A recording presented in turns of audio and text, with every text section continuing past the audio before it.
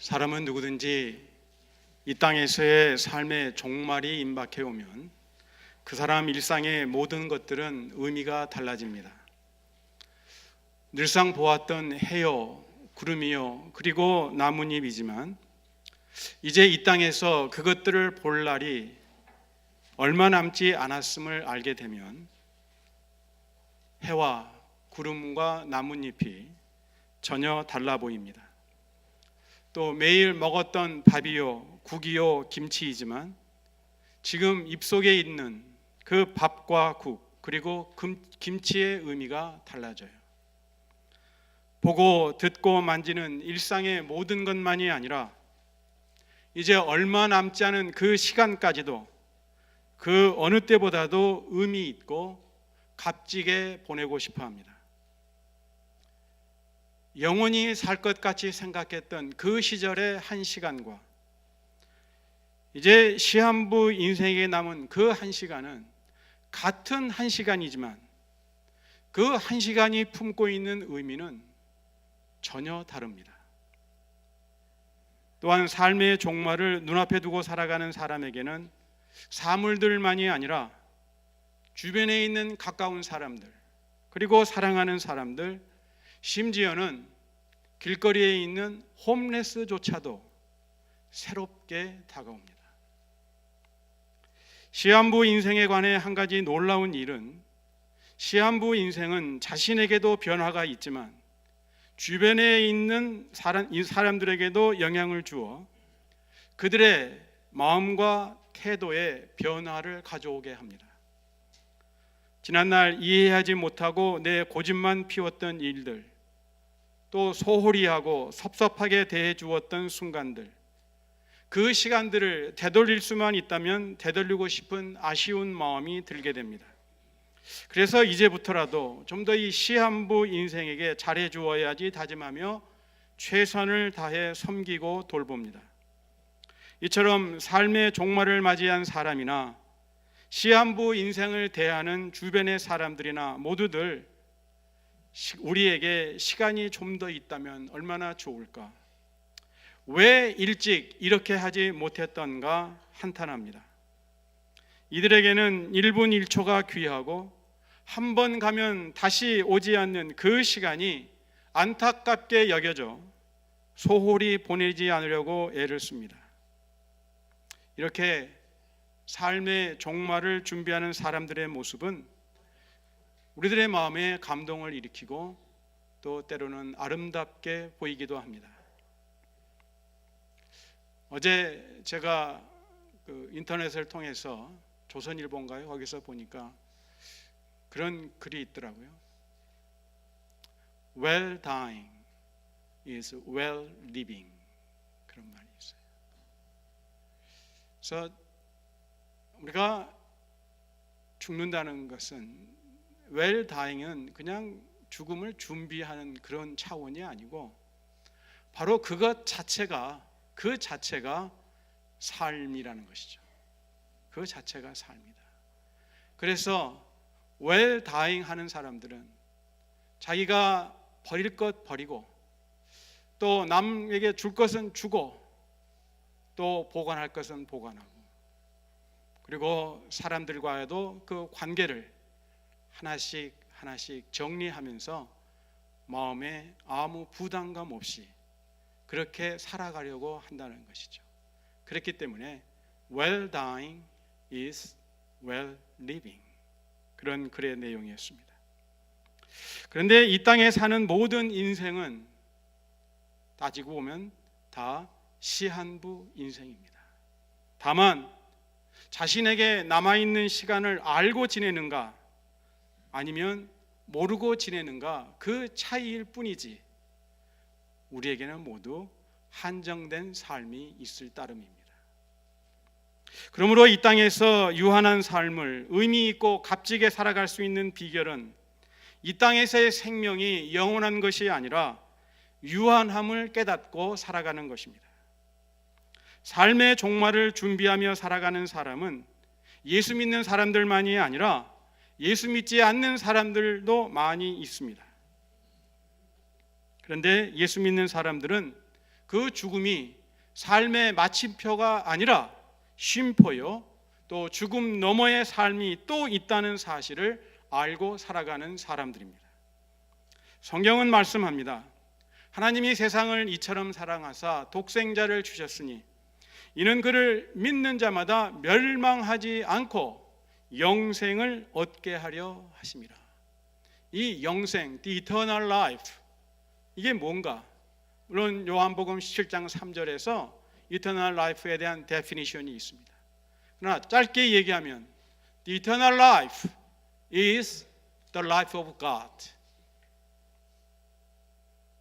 하나님에게는 죽음도 없고요, 하나님에게는 질병도 없고, 하나님에게는 실패도 없으십니다. 바로 그러한 라이프를 예수 믿는 자들에게 주셨다는 것이죠.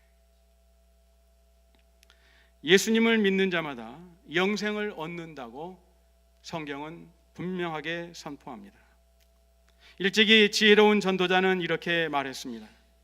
하나님이 모든 것을 지으시되 때를 따라 아름답게 하셨고 또 사람에게 영원을 사모하는 마음을 주셨느니라. 짐승이나 다른 피조물에게 없는 유일하게 하나님의 형상을 따라 지음받은 인간에게 주신 하나님이 마음이 있었는데, 그것이 뭐냐? 영원을 사모하는 마음이라는 거죠. 우리가 영원이라는 이 단어는 오직 영원하신 분 하나님에게만 적합한 단어입니다. 그렇기 때문에 하나님의 형상을 따라 지음받은 우리 인간들의 마음에 그 어느 한 구석에 영원을 사모하는 마음을 심겨 놓으셨습니다. 영원한 삶을 사모하는 마음을 사람에게 주신 분이 하나님이시니 이 영원을 사모하는 사람의 마음은 하나님만이 채워주실 수가 있습니다. 이 세상 어떤 것으로도, 피조된 어떤 것으로도 영원을 사모하는 마음은 채워질 수가 없어요. 결코 속지 마시기를 바랍니다. 하나님이 우리 마음에 두신 영원을 사모하는 마음은 오로지 예수 그리스도를 믿음으로 채워지는 마음이에요. 그러므로 예수님을 믿어 영생의 약속을 받은 성도는 이 땅에서 사는 동안 늘 영원한 하나님의 나라를 사모하며 영원하신 하나님을 바라보며 살아가는 것이 마땅한 거예요. 그것이 정상적인 그리스도인의 삶입니다. 그러나 오늘의 현실을 보면 매일매일 삶이 이 땅에서 절박한 생존을 요구하고 있습니다. 하루를 살기에 바쁜 현대인들은 영혼까지 생각할 여유는 물론이고 내 인생의 마지막을 생각하고 살아갈 여유가 없어요. 남보다 더 잘해야 하고 남을 이겨야 살아남는 생존 경쟁의 아귀다툼 속에서 숨 돌릴 겨를도 없이 바쁘게 돌아가는 사업가나 직장인, 그리고 학생들은 말할 것도 없고요. 심지어 요즘은 은퇴한 사람들조차도 바쁜 일가와 그리고 많은 스트레스 속에서 하루하루를 숨가쁘게 살아갑니다. 이러한 현실 속에서 영생의 약속을 받아 영원을 사모하는 성도들이 무엇을 위해 살아야 하며 또 어떻게 살아야 하는지에 대한 바른 가르침은 참으로 중요합니다. 고린도 교회에 보낸 사도 바울의 편지 중 오늘 말씀에서 우리는 귀한 가르침을 받는데 현대를 살아가는 우리 영락의 지체들이 기억해야 할 말씀 두 구절이 있습니다. 29절과 31절에 있는 말씀인데요, 29절에 보니까 그때가 단축하여진 거로 그랬어요. 그때가 단축하여졌다. 우리가 학교 다닐 적에 제일 듣기 좋았던 말이 있죠. 단축 수업한다 그러면은 그때 그렇게 좋을 수가 없었어요. 특히 단축된 수업이 수학이라든가 물리라든가 화학이라든가 이러면은 더 말할 나위가 없었죠. 그런데 이상하게 우리의 때가 단축되어졌다 그러면은 기뻐할 사람 아무도 없어요. 옛날에는 단축 수업을 그렇게 좋아했는데 우리가 29절 그때가 단축하여졌다, 즉 주님 다시 오실 때가 점점 짧아졌다, 가까웠다는 이 말씀을 우리가 기억해야 되고요. 그리고 31절에 이 세상의 외형은 지나감이니라 그랬어요. 이 세상에 있는 모든 것들은 다 때가 되면 지나가는 거예요. 바울이 고린도 교회에 이 서신을 보낼 때만 해도 사도 바울은 물론요, 성도들조차도 우리 주님이 곧 오실 줄 알았어요. 내일 아니면 모레 오실 줄 알았어요.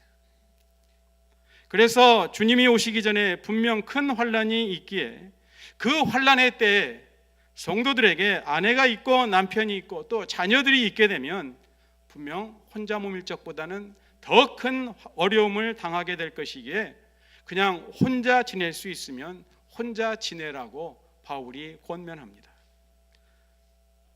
그러면서도 28절에서 이렇게 말씀합니다. 장가 가도 죄 짓는 것이 아니요, 처녀가 시집 가도 죄 짓는 것이 아니라고 말씀합니다. 그렇지만 이런 이들은 육신의 고난이 있으리니 나는 너희를 아끼노라. 그러니까 바울은 성도들을 아끼는 마음에 아직 결혼하지 않은 성도들이 그냥 그대로 독신으로 지낼 것을 권면했습니다.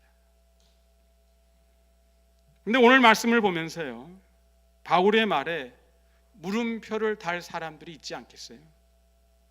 바울은 예수님이 다시 오실 날이 더욱 가까워졌으니 이후부터 안에 있는 자들은 없는 자같이 살라고 말하는데, 이 말씀이 그 어느 때보다 여성의 권리가 주장되고 또 우선시되는 미국에서 사는 우리가 꼭 순종해야 할 하나님의 말씀일까요? 또 우는 자들은 울지 않는 자같이 하며 기쁜 자들은 기쁘지 않은 자같이 살라 말하는데, 이 말씀이 감정 표현이 자유로운 세상에 살면서 우리가 꼭 순종해야 할 하나님의 말씀일까요? 또 세상 물건을 쓰는 자들은 다 쓰지 못하는 자같이 하라 말씀하는데, 이 말씀이 자본주의 경제사회 속에서 소비가 미덕이며 풍요를 누리는 우리가 꼭 순종해야 할 하나님의 말씀일까요?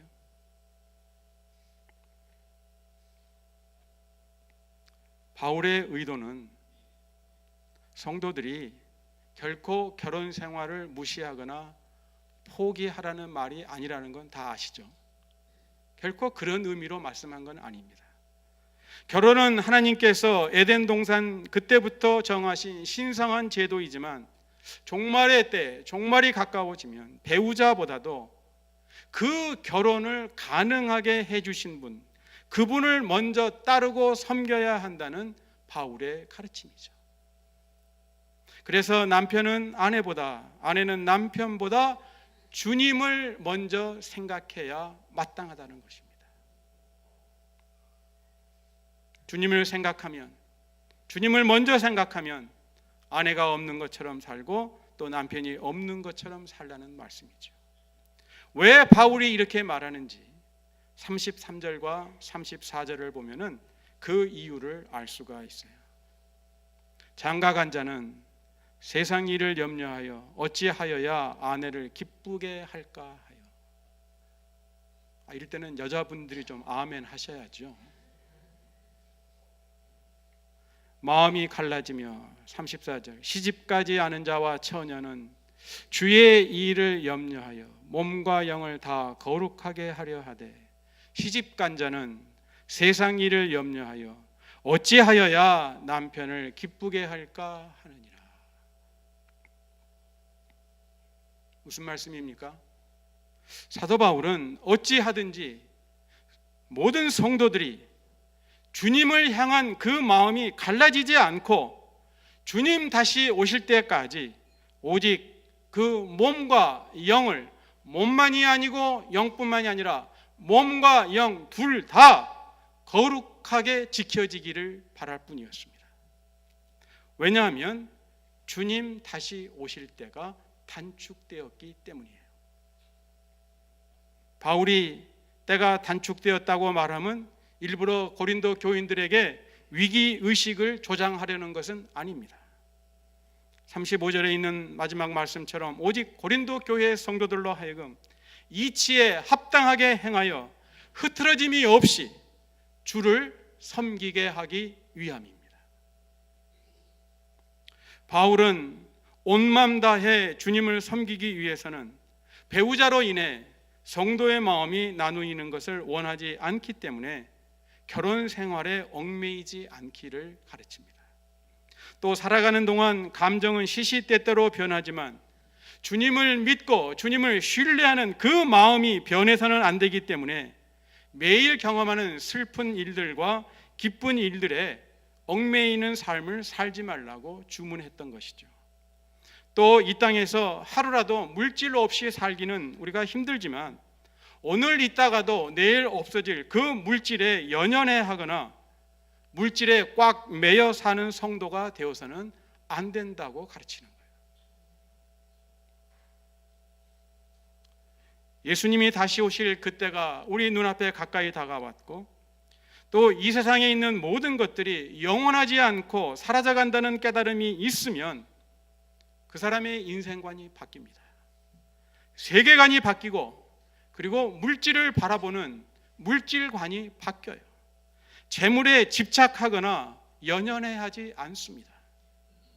오늘 우리가 교독한 시편 62편 말씀을 순종하는 삶을 살 수 있다는 거예요. 우리가 아까 교독한 말씀 중에 10절에 이런 말씀이 있었어요.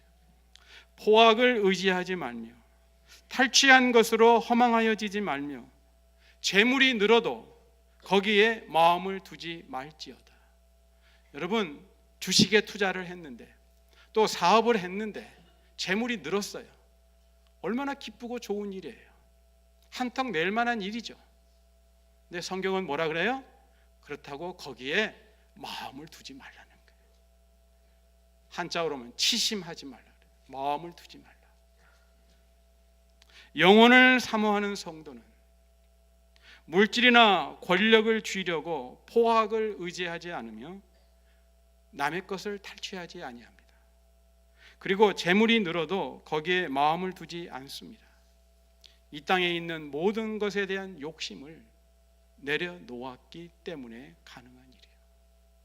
오직 영생이신 예수 그리스도만을 의지하고 신뢰하는 삶을 살아가는 거예요. 오직 예수, 오직 예수. Only Jesus, only Jesus. 그런데 예수님이 다시 오시겠다고 약속하신 후 지금 2000년이라는 시간이 흘렀습니다. 현대인들은요, 세상의 종말에 대해 관심이 거의 없습니다. 많이들 말은 하지만 그렇게 관심이 없어요. 관심이 있다면 오늘날처럼 살지 않죠. 정말로 관심이 있다면. 그런데 성도들조차도 주님 다시 오심을 거의 의식하지 못하고 하루하루를 살아갑니다. 찰나주의, 한탕주의로 앞날을 전혀 생각하지 않고 살아가는 크리스찬들도 있음을 우리는 매스컴을 통해서 보고 또 우리 주변에서 봅니다.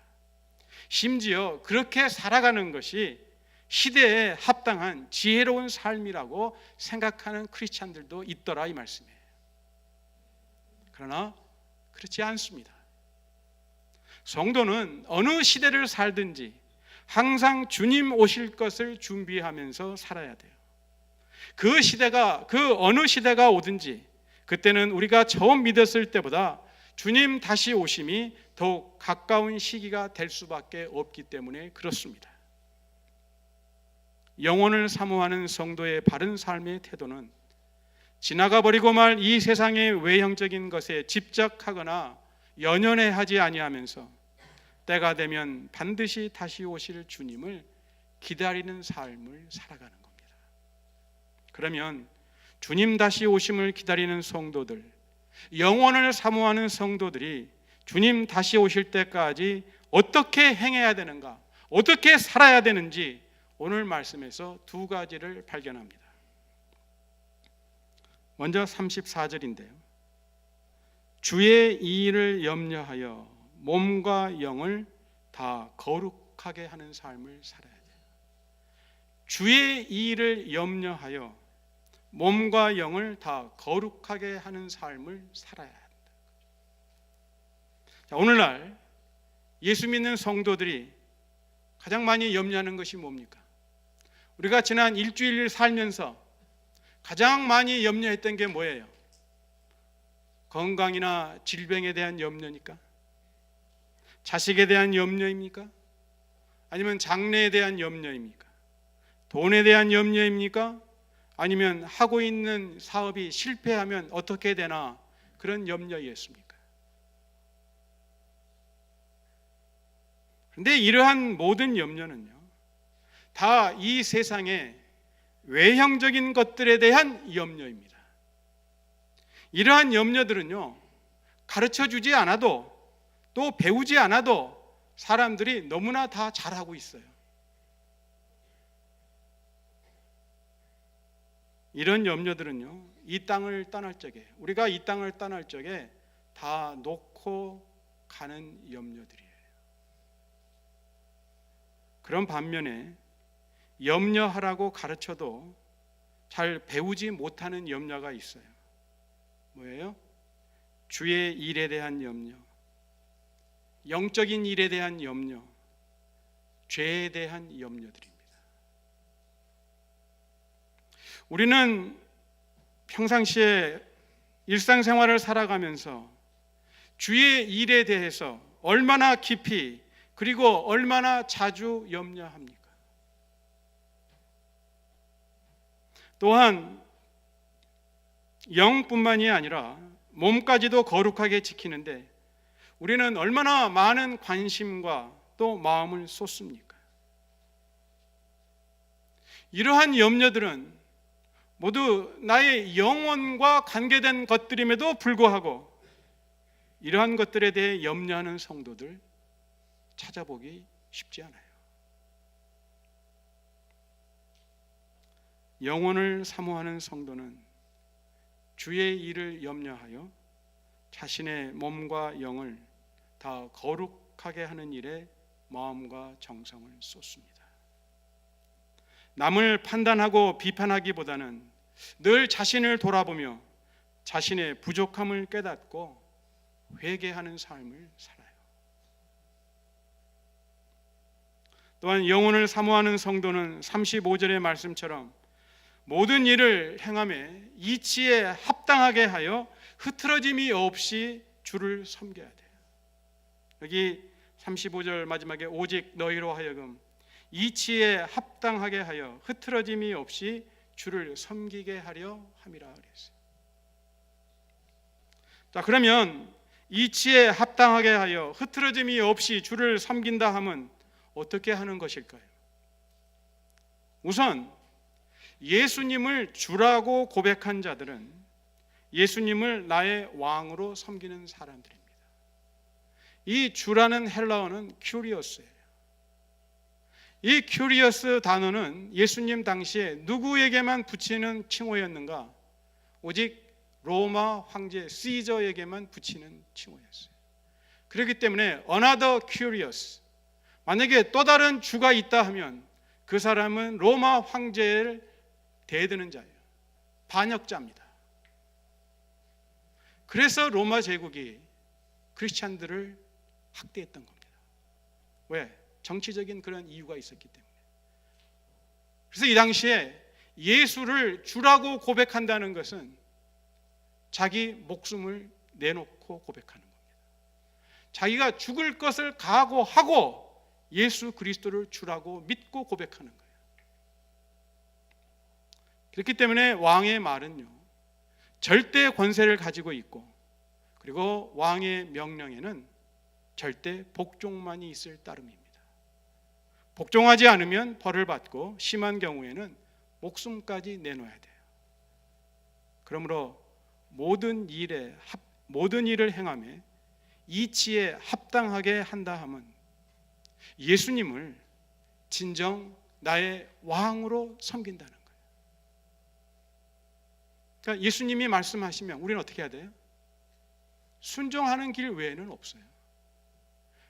근데 옛날 왕들은 왕이 명령해서 순종하지 아니하면 벌을 주고 죽이기까지 했지만 우리의 왕 되신 예수님은 우리를 존중해 주십니다.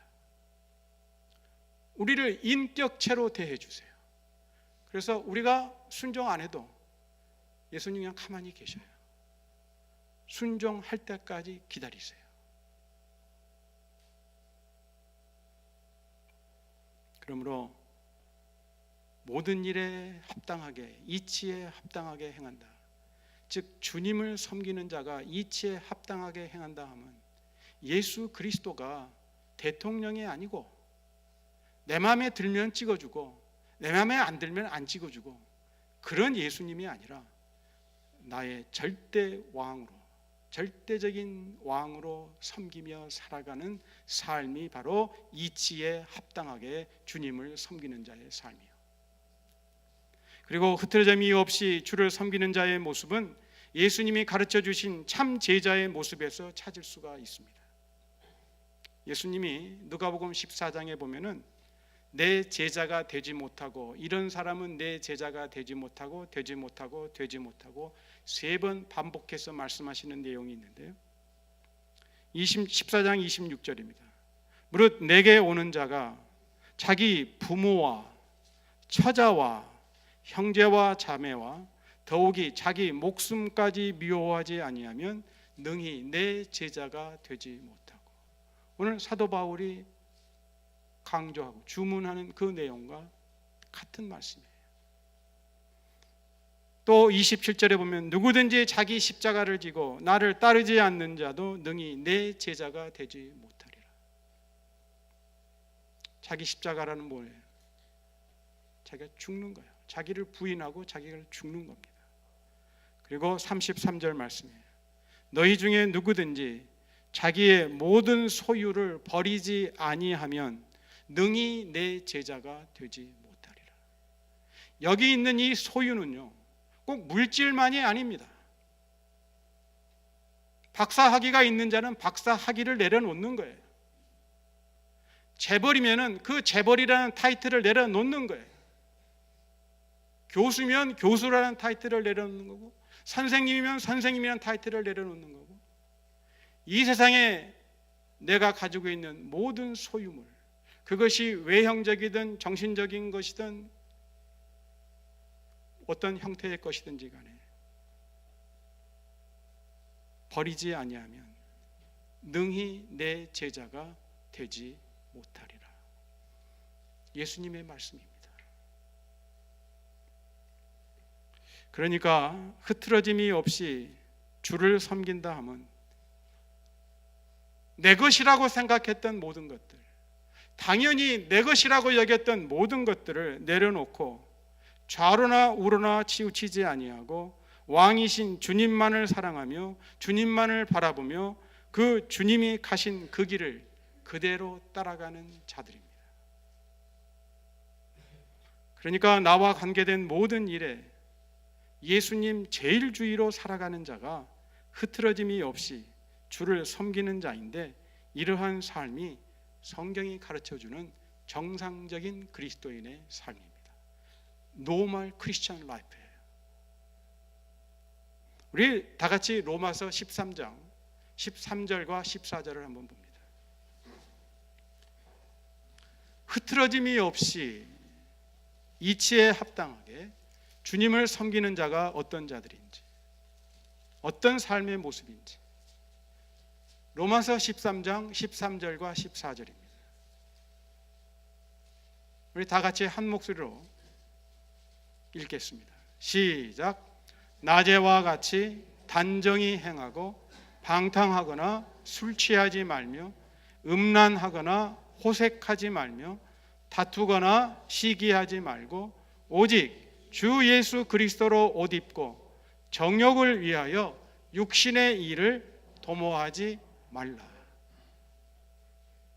그러니까요, 우리 영혼을 사모하는 성도들, 이치에 합당하게 주님을 섬기는 자들은 언젠가 한번 설교했지만요, 단벌 신사요 단벌 숙녀들입니다. 옷이 한 벌밖에 없어요. 근데 그 옷이 어떤 옷이요? 여기 말씀 로마서 13장 14절에 보니까 뭐라 그랬어요? 예수 그리스도로 옷 입고 그랬어요. 그렇기 때문에 성도들은, 예수 그리스도를 믿는 성도들, 영혼을 사모하는 성도들에게는 오직 한 가지 옷밖에 없어요. 예수 그리스도라는 옷이에요.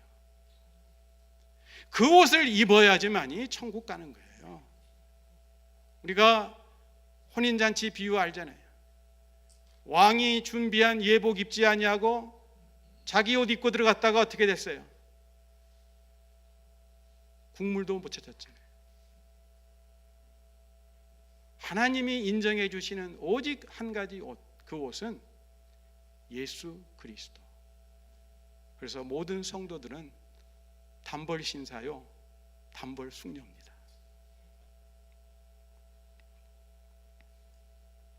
영혼을 사모하는 성도는 주의 일을 염려하여 자신의 몸과 영을 거룩하게 지키며 또 예수님을 섬기는 일에 이치에 합당하고 흐트러짐이 없어야 하는데, 이게 듣고 보니까 쉬워요, 어려워요? 이게 만만치가 않아요. 근데 요즘 보면요, 예수 믿는 걸 너무 쉽게 생각해요. 아니죠.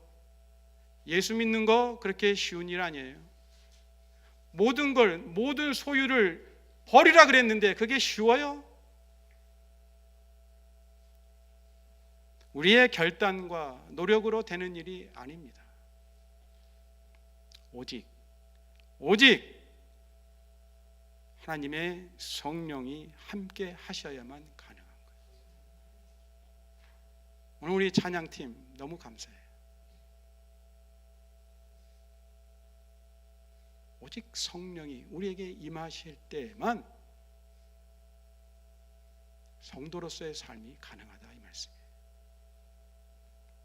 그래서 영혼을 사모하는 성도는 항상 성령 충만을 간구하며, 또한 우리 주님은 영혼을 사모하는 우리 마음에 성령님으로 충만해지기를 원하십니다. 그래서 오순절 성령 강림의 날, 오순절 아침에 하나님께서 성령님을 불의 혀같이 바람같이 모인 그들에게 부어주셨잖아요. 오늘날 하나님 아버지께서 우리가 그렇게 성령 충만하기를 원하십니다. 오직 그 길만이 영혼을 사모하는 성도들이 살 수 있는 길이니까요. 이 시간 우리 다 같이 한번 같이 기도합니다. 머리 숙여서 성령이여 오시옵소서. 오셔서 나를 그리고 저희를 온전히 다스리시옵소서. 충만하게 임하여 주시옵소서.